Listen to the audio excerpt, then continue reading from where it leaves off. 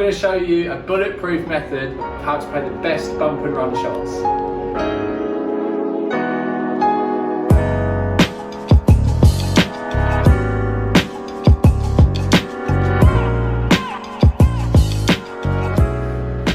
Hello, I'm Gary Munro, Director of Golf here at the amazing Pitch London, and today what we're going to be talking about is the bump and run shot. A bump and run shot, when this will be used around the greens, is if you're around the green on a decent lie, if you haven't got the best lie where you're not able to put enough spin on it to stop the ball, and also if you're on bare lies. This is a really good, the most conservative style of shot to play when you're around the greens. Commonly you see this on links a lot when they're trying to run the ball up to the pin locations too. So let's talk about what clubs you're going to be needing for this. You're looking to play the ball flight lower and have some release as it goes up to the flag. You're not looking to put too much backspin on it. So club selections such as pitching wedge, 9s, 8s and even 7 irons are going to be able to play those low shots that are going to run up to the green and up towards the flag. So technique wise for this, it's very different to the high lob shots and the normal style of pitch shots. So what we're looking to have in your setup is a narrow base with your feet.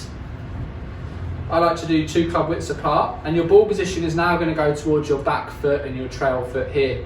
What that's going to ensure is we're going to get a downwards attack angle. The club's going to be travelling down, which gets a good strike. It's also going to be reducing the loft to get that low trajectory. What we want to see with your weight distribution is 60% on your left side, and then the grip always stays in front of the ball. So I don't want to see where you're scooping and trying to flick the wrists. That's going to take away from the shot you're trying to play. Really nice drill for you guys to do at home. You can place a T-peg in the end of your grip, or you can grab an alignment stick and place this up the side of your golf club. You'll notice it points to the left of my body here. I want to keep that, do a simple rocking motion back and through, and make sure the stick does not hit my body. Now this is going to keep the loft nice and low on the club, so the ball's going to come out exactly how we're planning.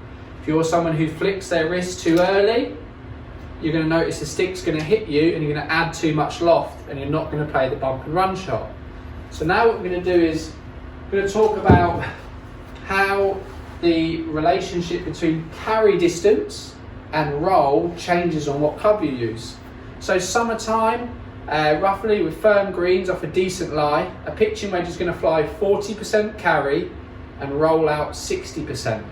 An 8 iron is around 25% carry, 75% roll. So this is really important for your calculations. Like right now we've got a shot where we're hitting down to water and we don't want the ball to be running off too fast past the flag. So it might be a safer option for me to just carry it onto the front of the green and let the ball run the whole way versus trying to use a sand wedge and fly it up in the air. Another little tip that I want to give you with your setup is have the hands slightly higher at setup and you'll be standing closer to the ball. When you play those bump and runs, make sure you're not stood with a low club here and too far away. Stand a little bit more upright and the hands slightly higher. So I've got a pitching wedge here. Let's have a look at the relationship between the carry and the roll.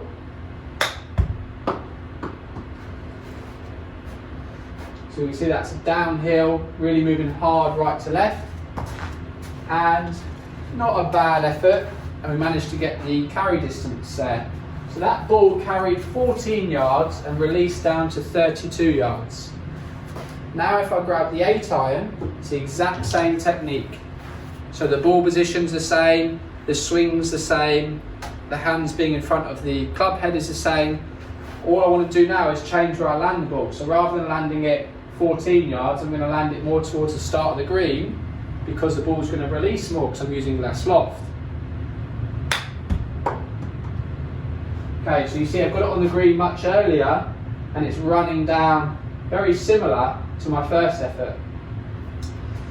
So now if we get the data up between those 2 shots, you can see I've carried the ball 9 yards, but it's released down to 36 yards. The reason it's had more release is because I've changed the loft of the club. Thank you very much for watching this bump and run video. I hope it has helped your game. Please like and comment below if this has really benefited you, and even tag in a friend which needs help with their bump and runs. Please also remember to subscribe. All of our content that we're doing here at Pitch is absolutely free and it's going to really help your golf game.